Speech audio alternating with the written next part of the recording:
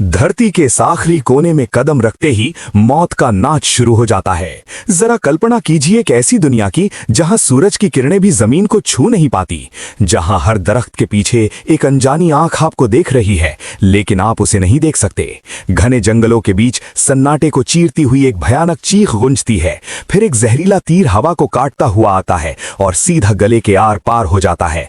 पल भर में सब खत्म। ये कोई फिल्म नहीं, ये अमेज़न के प्राचीन जंगलों की वो कड़वी सच्चाई है जिसे हमारी जदीद दुनिया मानने से डरती है। यहाँ कुछ ऐसे आदिवासी रहते हैं जिनके लिए हम इंसान नहीं बल्कि किसी दूसरी दुनिया से आए हुए दानव हैं। उनके पास ना तो मोबाइल है, ना बिजली और ना ही कोई कानून। उनका सिर्फ एक ही धर्म है, अपनी जमीन की रक्षा करना और बाहर से आने वाले हर व्यक्ति का विनाश करना।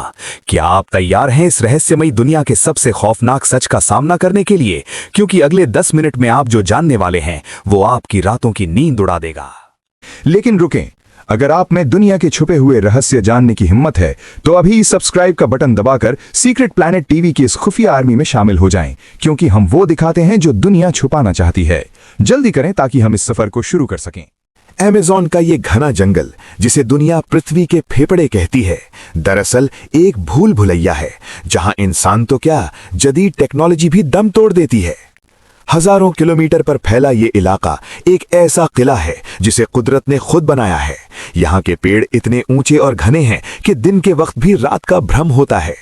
इन गहराइयों में समय थम सा गया है। जबकि हम शहरों में बैठकर एआई और मंगल ग्रह पर जाने की बातें कर रहे हैं, यहाँ के लोग आज भी पाषाण युग यानी पत्थर के दौर में जी रहे हैं। ये वो आखिरी इंसान हैं जिन्होंने हजारों सालों से अपनी सभ्यता को बाहरी दुनिया के जहर से बचाकर रखा है। इनके लिए जंगल सिर्फ रहने की जगह नहीं बल्कि इनका ईश्वर है, और इस ईश्वर की शांति भंग करने वाले को ये जिंदा नहीं छोड़ते। इनकी सीमाओं के अंदर दाखिल होने का मतलब है खुद अपनी मौत को दावत देना, क्योंकि यहाँ इंसाफ अदालत में नहीं बल्कि तीर और कमान से होता है। ये कबाइल जिन्हें दुनिया अनकॉन्टैक्टेड ट्राइब्स कहती है, दरअसल छिपकर नहीं रह रहे बल्कि ये हमसे भाग रहे हैं।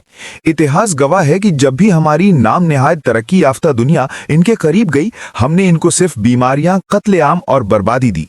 यही वजह है कि इनके दिलों में हमारे लिए इतना क्रोध भरा हुआ है कि वो आसमान में उड़ते हुए जहाजों को भी अपना दुश्मन समझते हैं। इनके नजदीक ये हवाई जहाज कोई मशीन नहीं बल्कि कोई देव हैकल चील है जो इनके बच्चों को उठाने आई है। इनकी जिंदगी का हर लम्हा एक संघर्ष है। जंगली जानवरों का डर तो है ही, लेकिन इनका सबसे बड़ा डर हम हैं।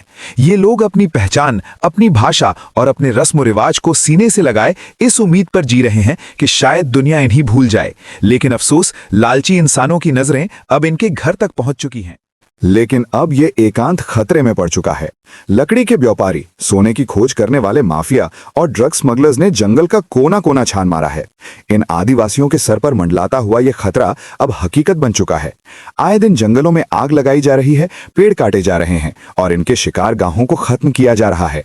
ये सिर्फ जमीन का टुकड़ा नहीं छीन रहे बल्कि ये एक पूरी इंसानी नस्ल को मिटाने की साजिश है। वो नदियां जहां ये सदियों से पानी पी रहे थे, अब जहरीले केमिकल से कारी हो चुकी हैं। सोचने की बात यह है कि वो लोग जो दुनिया के शोर शराबे से दूर अपनी छोटी सी दुनिया में खुश हैं, हम क्यों जबरदस्ती उन्हें अपनी तरह बनाना चाहते हैं? क्या तरक्की का मतलब सिर्फ कंक्रीट के जंगल खड़ा करना है? उनके गुस्से के पीछे हजारों सालों का वो दर्द छुपा है जो उन्होंने खामोशी से सहा है, और अब इनके सब्र का पैमाना लबरेज हो चुका है। साल 2008 में दुनिया ने पहली बार इनकी हकीकत को अपनी आंखों से देखा, और वो मंजर इतना खौफनाक था कि वैज्ञानिकों के भी रोंगटे खड़े हो गए। ब्राजील की सरकार ने एक तैयारा भेजा ताकि उन इलाकों का सर्वे किया जा सके जहां किसी के होने का गुमान भी नहीं था। जैसे ही जहाज जंगल के ऊपर से गुजरा, नीचे से जो रद्दे अमल आया वो दहशत से भरपूर था। घने दरख्तों के बीच एक छोटा सा साफ मैदान नजर आया जहां लाल रंग में रंगे हुए जंगजू आसमान की तरफ मुंह किए खड़े थे।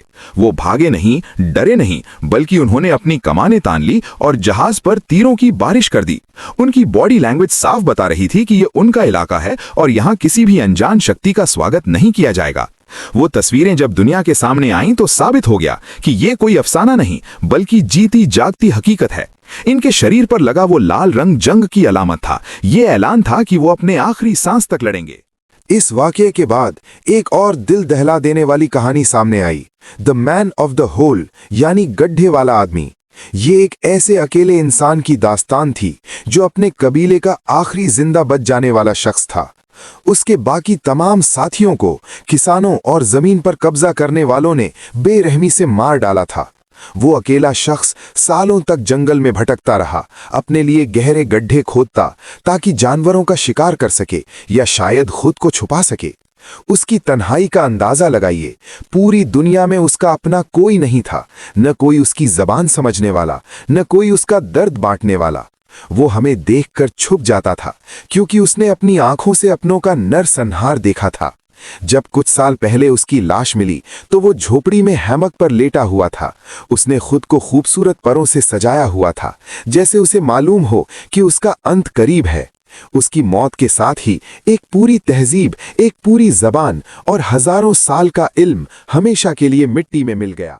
लेकिन सबसे ज्यादा खौफनाक वाकया तब पेश आया जब सोने की तलाश करने वालों ने एक पूरे कबीले को खत्म कर दिया।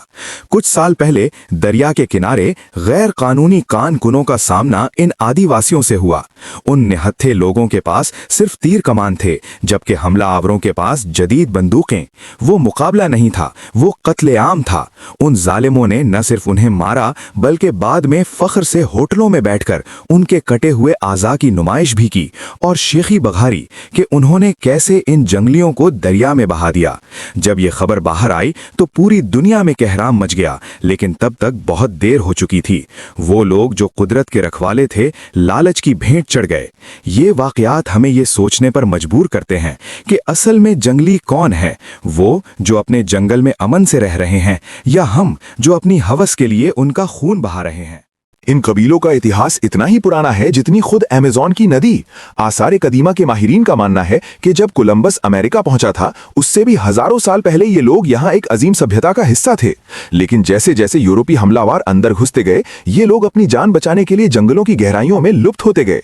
आज ये उन्हीं बच जाने वाले लोगों की औलादें हैं जो अपने पूर्वजों की इस कसम को निभा रहे हैं कि कभी भी बाहर वाले पर भरोसा मत करना। इनके पास कोई तहरीरी तारीख नहीं, इनकी कहानियां सीना बसीना मुंतकिल होती हैं। इनके बुजुर्ग अपने बच्चों को ये सिखाते हैं कि बाहर की दुनिया बीमारी और मौत का घर है, और साइंसी तौर पर वो गलत भी नहीं है।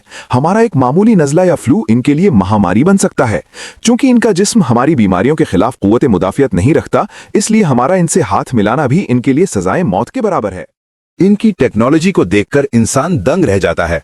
बिना माचिस के आग जलाना, बिना हथियारों के जैगवार जैसे दरिंदों का शिकार करना और जंगल की जड़ी बूटियों से लाइलाज बीमारियों का इलाज करना, ये वो ज्ञान है जो हमारे पास भी नहीं।